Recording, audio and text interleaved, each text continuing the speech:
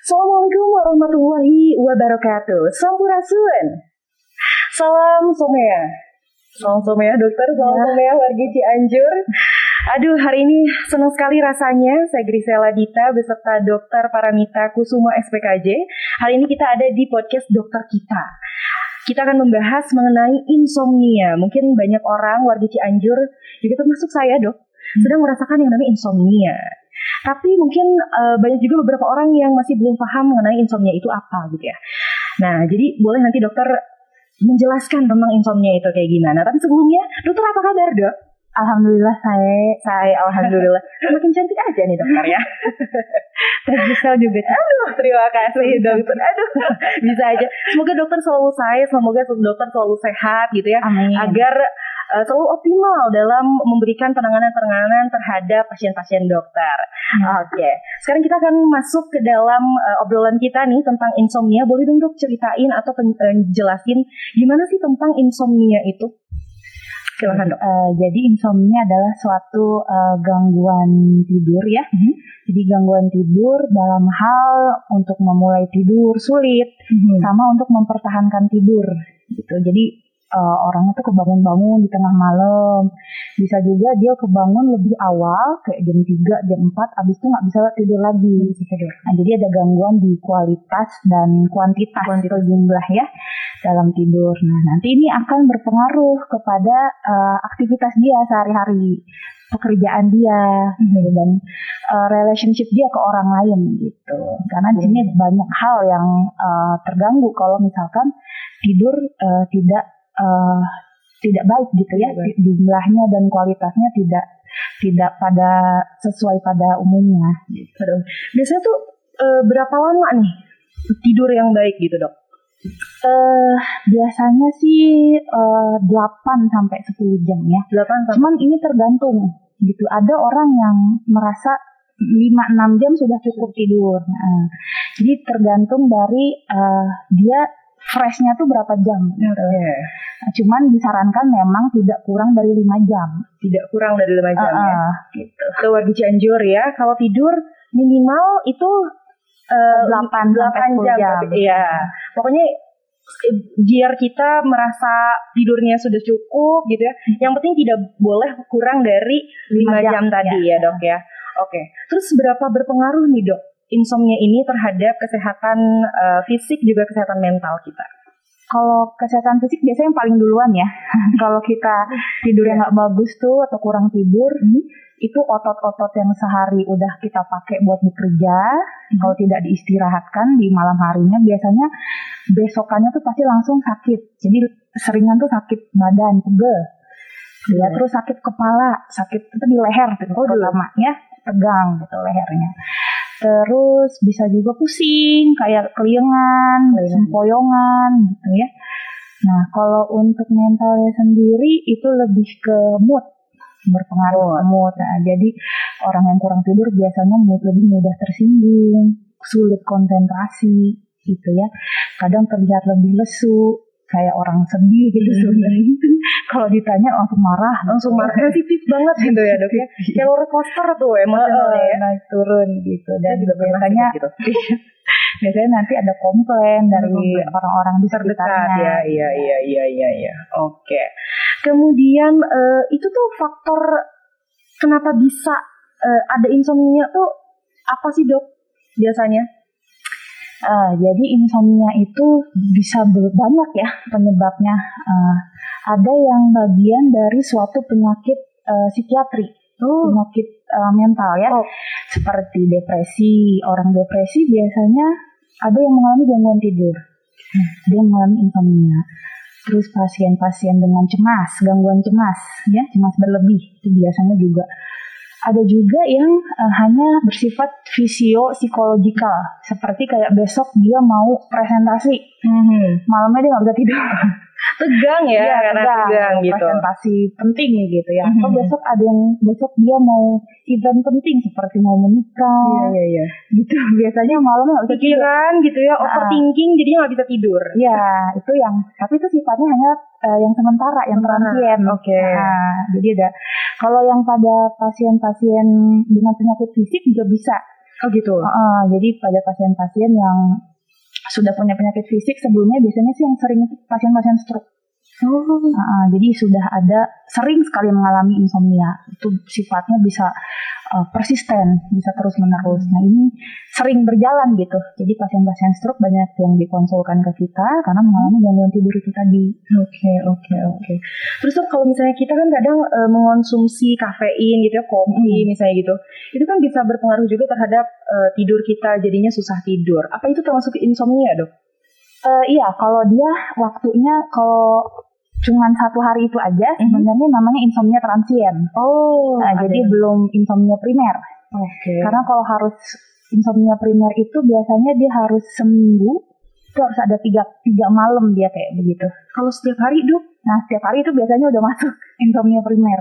Gitu. Jadi kalau cuman dalam sebulan tuh cuman sekali aja dia, karena dia habis minum kopi malam itu, atau sore itu dia minum kopi, itu bukan insomnia primer, tapi kita menyebutnya insomnia transien. Iya kan, transien. Karena dia hanya hari itu aja. Oke. Tapi pokoknya kalau misalnya kita nggak bisa tidur, berarti itu kita ada gangguan tidur gitu ya, insomnia itu. Mau itu sehari atau dalam 1 bulan itu, skalanya 1 hari atau lebih. Tadi insomnia transien itu biasanya yang kurang dari 3 kali dalam seminggu. Kalau misalnya yang setiap hari atau skalanya lebih banyak, itu episodik. 1 bulan. 1 bulan. 1 bulan itu dia minimal seminggu 3 kali dia nggak bisa tidur. 3 malam nggak bisa tidur. Itu dia bisanya episodik. Kalau udah lebih dari 1 bulan, namanya insomnia persisten. Seberapa bahaya, Dok?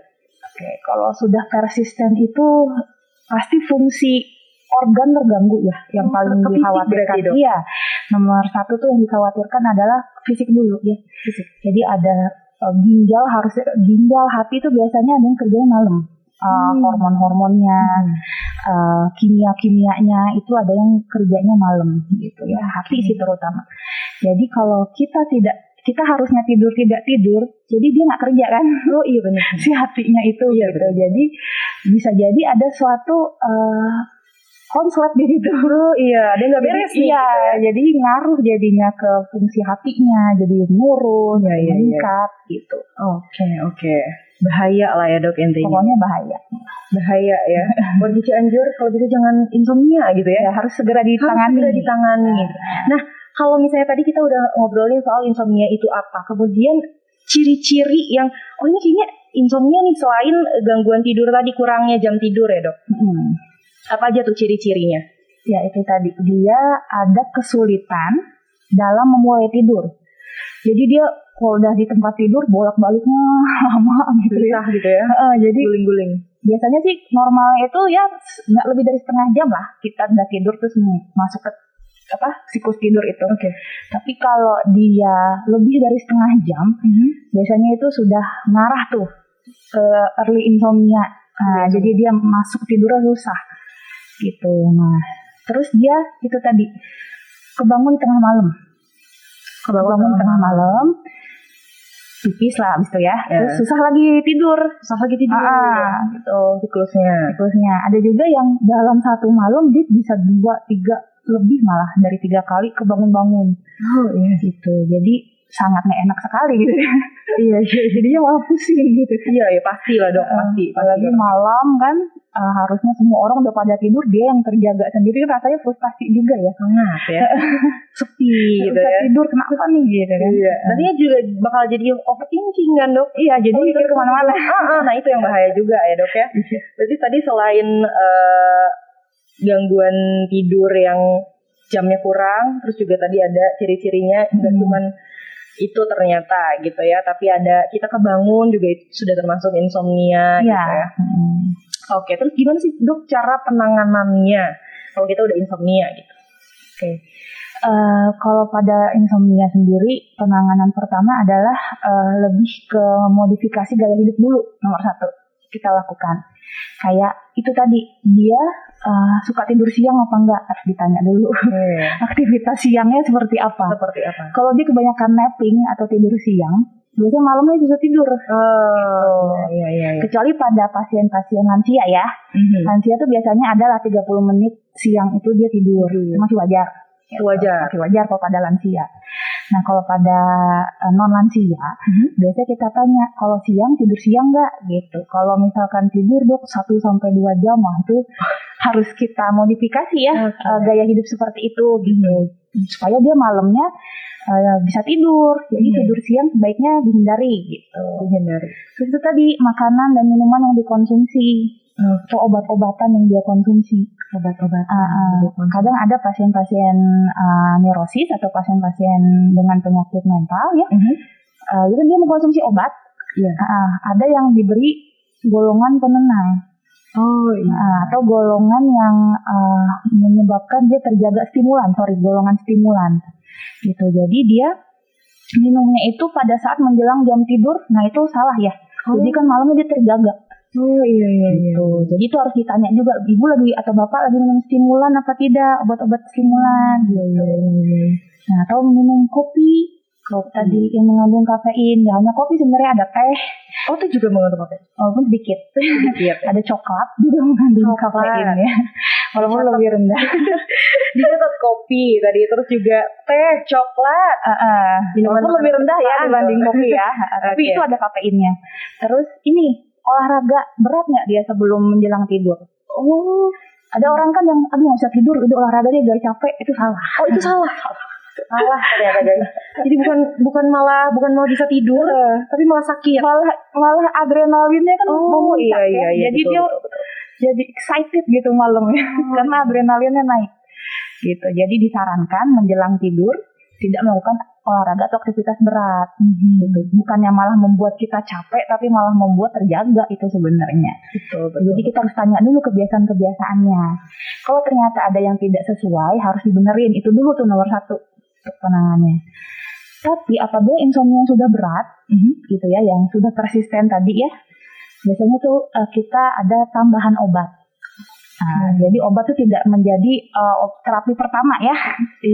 Jadi obat itu dengan pertimbangan sekali karena obat-obat yang diberikan sifatnya bisa menimbulkan dependensi atau ketergantungan karena diberikan golongan tadi penenang. Ya, benzodiazepin seperti mungkin ada yang pernah dengar alprazolam. Itu golongan benzodiazepin dan itu diberikan tidak boleh lebih dari 2 bulan sebenarnya. Gitu dong. Untuk penanganan insomnia ini. Karena efeknya harmful kalau diberikan panjang ya. Tadi jadinya dia ketergantungan. Insomnianya sembuh tapi dia jadinya ketergantungan gratis. Gitu. Jadi sebenarnya itu harus diedukasi dari awal kepada pasien. Ini tidak diberikan untuk selama-lamanya. Dan ini diberikan biasanya untuk 2 bulan saja. Gitu. Dan penurunan dosis harus bertahap. Gitu. Supaya tidak terjadi tadi ketergantungan terhadap obat tidur ini. Ngomong-ngomong soal obat nih dok ya, ada nih beberapa di internet juga banyak nih, salah satunya di TikTok. Ada pernah orang yang curhat karena dia susah tidur, kemudian dia mengkonsumsi obat sakit kepala. Kan biasanya obat sakit kepala itu efek sampingnya itu ngantuk ya dok. Ada yang kayak gitu. Nah, dia tuh bilang kalau misalnya dia tuh yaudah deh biar cepat tidurnya dia minum obat itu. Itu gimana dok? Karena itu kan bukan untuk obat tidur ya justru gitu. Mungkin kalau misalkan misalnya OTC ya, obat-obat yang dia beli di warung. Nah itu sering ya, obat-obat over the counter itu. Jadi dia mungkin kalau tidak tahan sekali ya kita nggak bisa cegah ya mereka minum. Tapi saya sarankan segera berobat ke layanan kesehatan. Jangan ditunda-tunda. Jadi kalau malamnya dia sakit kepala, oke lah minum 1, besoknya langsung berobat. Karena kita harus tahu penyebabnya apa. Betul ya. Apakah betul-betul hanya insomnia saja atau ada hal lain? Gitu. Jadi kalau diketahui lebih dini, itu lebih bagus penanganannya, lebih tingkat kesembuhannya lebih besar. Jadi kalau kita tunda-tunda, nggak mau ke dokter takut segala macam ya wajar sih ya. Cuman kalau kita menunda, efeknya itu malah lebih merugikan. Menunda pengobatan, efeknya lebih merugikan.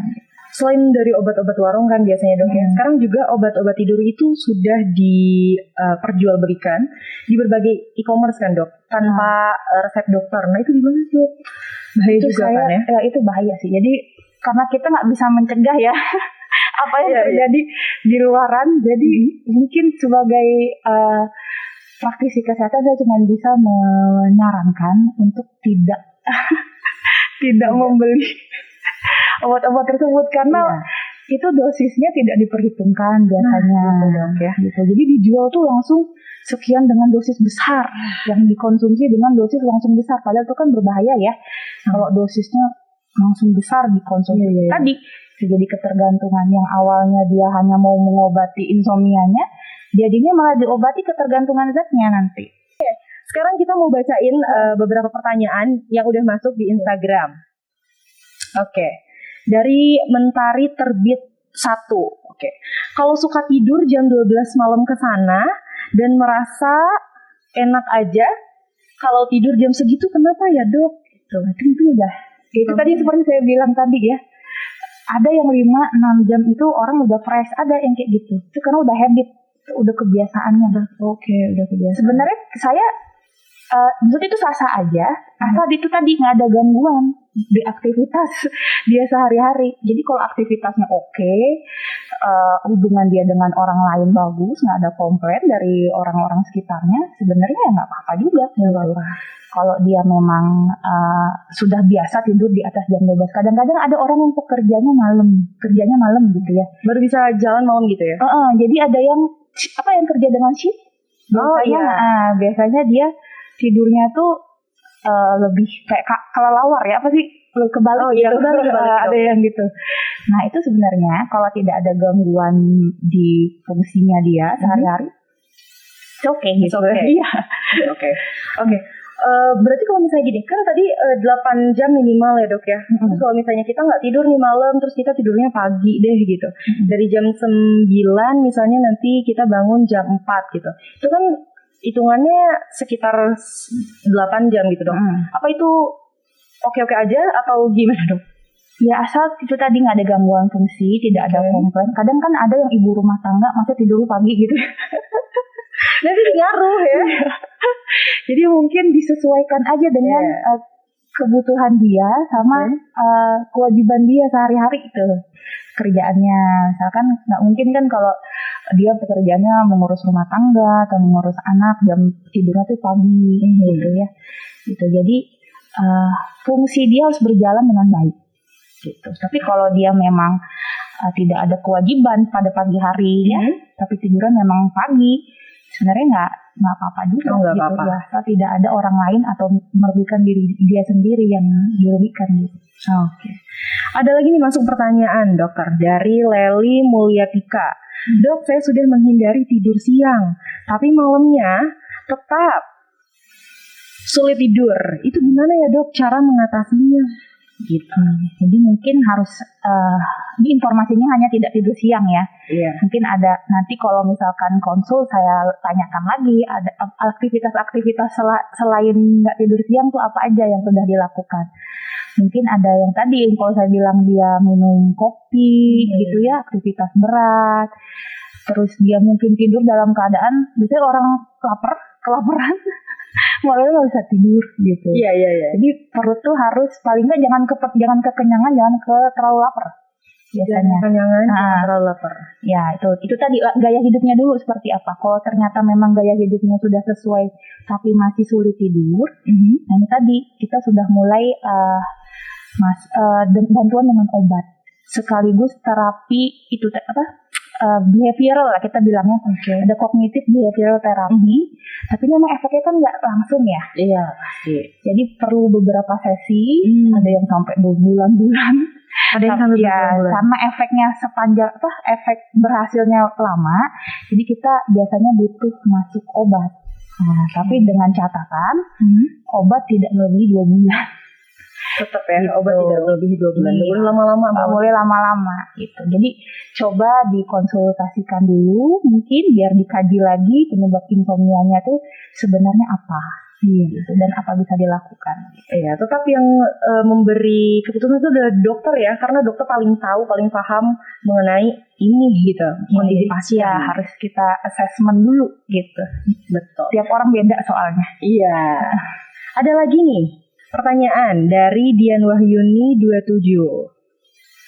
Dok, kalau malam dipakai untuk kerja sampai larut, jam 1 sampai dengan 3, terus pergi sampai siang dipakai tidur, baik nggak? Apa bahayanya untuk kita? Terima kasih dokter. Ya, jadi sebenarnya goal terapi insomnia itu adalah regularitas ya dari tidur. Jadi diusahakan jam tidurnya tuh reguler setiap hari, walaupun weekend tuh sama. Itu goalnya. Jadi misalnya dia tidur dari jam 9 sampai jam 5. Nah, itu diusahakan dalam seminggu, Senin sampai Minggu, itu jam tidurnya itu sama. Iya. Gitu. Jadi kalau misalkan ini kan terlihatnya tidak reguler ya tadi. Coba diusahakan untuk lebih reguler. Walaupun jamnya bisa beda-beda tiap orang. Gitu. Jadi goal terapinya sih seperti ini. Harus reguler ya. Usahakan. Diusahakan gitu ya wargi Cianjur ya. Ada lagi masuk pertanyaan. Dok, saya tidur dari Sani_Rahayu 999. Dok, saya tidur jam 9-an tapi suka kebangun terus dan susah tidur lagi. Paling siang suka tidur siang tapi nggak bisa lama. Paling 5 menit. Tapi saya paling pusing aja dok. Itu masih normal kah? Berarti tidur jam 9 suka kebangun. Berarti kalau kurang dari 5 jam itu tadi sebenarnya jangan. Mungkin kurang informasinya ya. Kalau dia kurang 5 jam biasanya tidak baik. Jadi usahakan tuh 5 jam ke atas. 5 jam ke atas. Iya. Waktu tidur gitu. Ya, karena baik gitu. Itu tadi fungsi organ semua tuh bergantung juga kepada fungsi tidur kita. Betul. Tapi kalau memang sudah mengganggu sekali ya sebaiknya segera konsultasi aja. Oke. Ada lagi nih pertanyaan yang masuk dari Riz_I'm Risma. Dok, takut akan tidur karena selalu tiba-tiba nangis sendiri dan tiap bangun dada rasanya sesak banget. Tapi saat siang saya tidak merasa ngantuk, justru seger aja, padahal nggak minum kopi. Mungkin ini harus dikaji lagi apakah dia ada masalah lain. Seperti apakah ada suatu tekanan psikisnya kelihatan karena tiba-tiba nangis sendiri. Kita sih melihatnya apakah mungkin ke arah adanya suatu gangguan mood. Iya, tiba-tiba nangis sendiri biasanya ke arah depresi ya.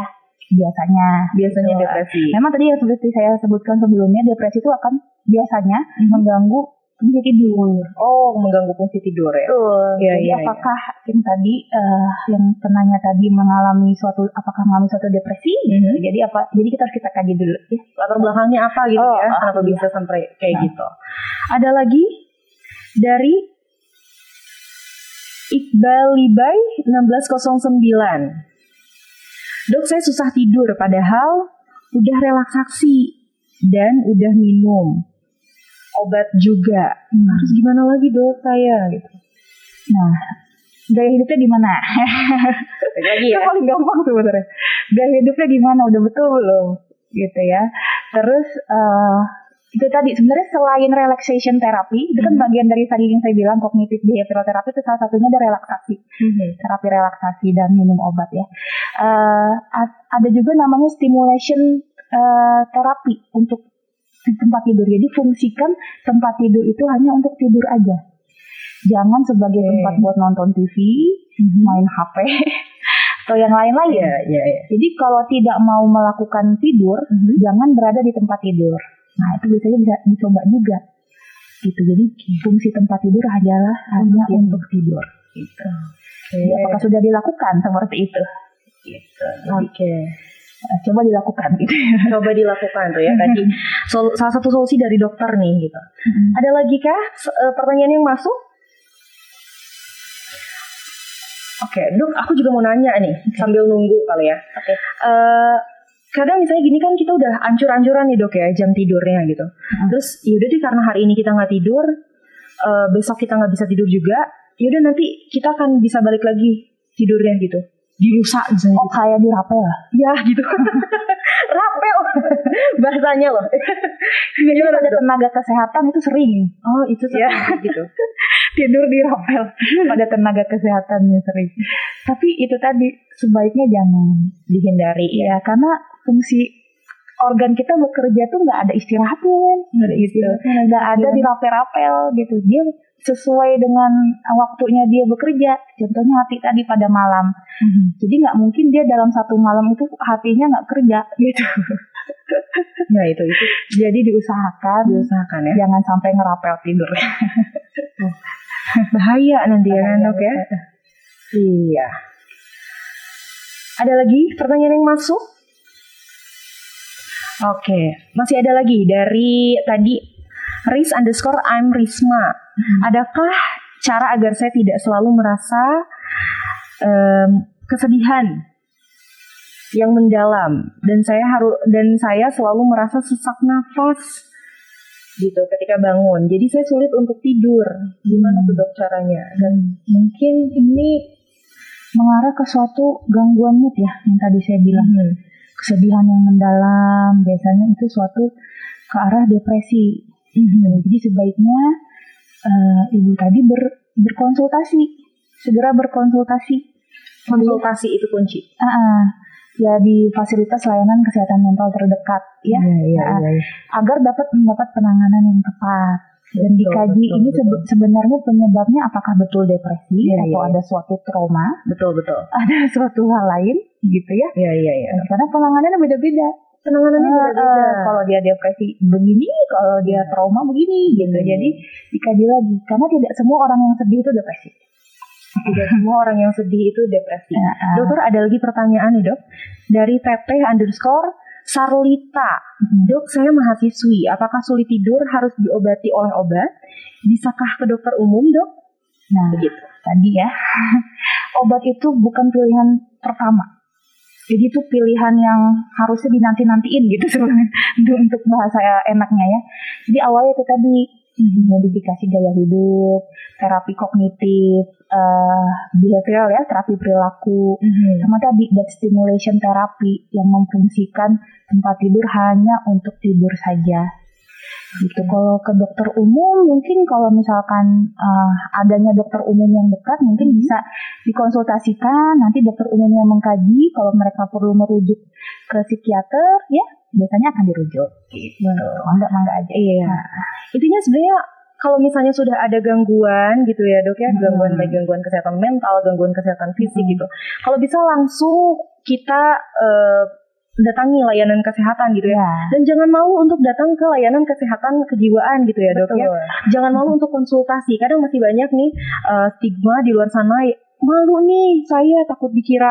Nah gitu ya dok ya. Jadi jangan, nggak apa-apa ya untuk warga Cianjur kalau misalnya yang merasa punya gangguan kesehatan mental gitu, langsung aja datang gitu ya dok ya. Apalagi kalau di RSUD Seng Cianjur ini kan dokter, perawatnya, pokoknya semuanya tenaga kerjanya itu insya Allah someah ya.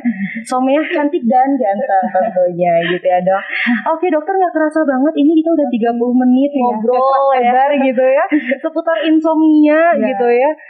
Mudah-mudahan bisa bermanfaat untuk warga masyarakat Kabupaten Cianjur gitu ya.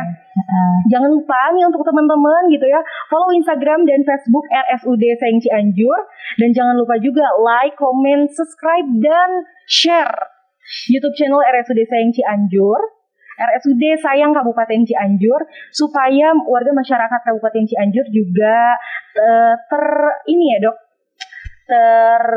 terinformasikan. Iya betul, tersalurkan informasinya. Jadi bertambah nih awareness-nya gitu ya. Terima kasih banyak dokter atas waktunya. Terima kasih juga atas segala penjelasannya gitu ya. Waktunya kita berdua pamit undur diri. Semoga kita bisa ketemu lagi di podcast yang lainnya. Saya Grisela Dita dan dokter Paramita Kusuma. Pamit undur diri. Wassalamualaikum warahmatullahi wabarakatuh. Terima kasih.